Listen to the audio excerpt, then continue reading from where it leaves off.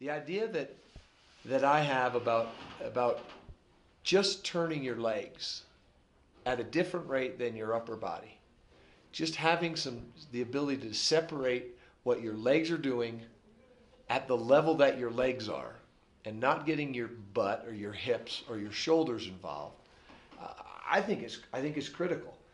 Whether you're twisting your skis on a steep pitch or in bumps, or whether your skis are arcing and carving, making big turns, to me, and for me, and in my thought process, there needs to be separation.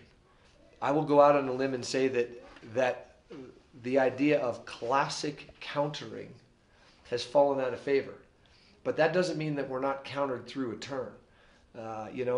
It being countered allows us to be able to withstand some of the forces that are built up. It also gives us some direction with how we move from one turn to the next through a transition, so that we have direction to that movement. And that direction is kept and maintained, I think, through the upper body and the hip area. And the legs work independent of that. You need to finish by your legs turning against your hips or your upper body, and turning more than your hips and your upper body. And that sets you up to be facing the next turn.